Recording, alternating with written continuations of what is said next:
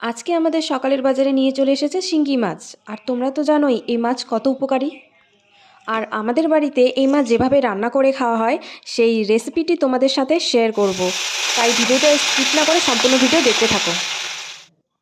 আর এই মাছটা কার কার পছন্দ আমাকে এক্ষুনি কমেন্ট করে জানাও। তো চলো ভিডিওটি শুরু করি। তোমরা প্রথমে দেখতে পেলে আমি মাছটাকে ভালো করে ভেজে নিয়েছি।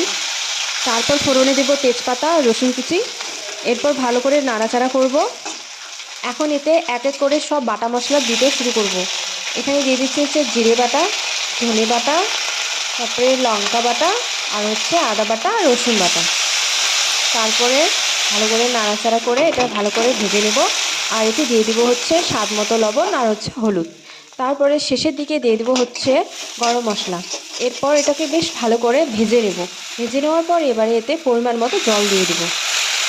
এবারে মশলাটাকে ভালো করে মিক্স করে নেব। আর আমাদের এই মাছের ঝোলটা ভালো করে ফুটে উঠলে এখানে মাছগুলো এক এক করে দিয়ে দেবো। এরপর এর উপরে কুচি করে রাখা ধনে পাতাগুলো দিয়ে দেব। আর এভাবে আমাদের শিঙি মাছের ঝোল সম্পূর্ণভাবে তৈরি। এবার এটাকে নামিয়ে নেব। তো বন্ধুরা, তোমরা দেখতে পেলে কত সহজ পদ্ধতিতে এই রান্না করা হলো। এই রান্নাটি তোমরা নিজে বাড়িতে ট্রাই করে দেখো, তোমাদেরকেও খুব ভালো লাগবে। আর ভিডিওটি ভালো লাগলে সাবস্ক্রাইব করে দিও। তো দেখা হবে নেক্সট ভিডিওতে।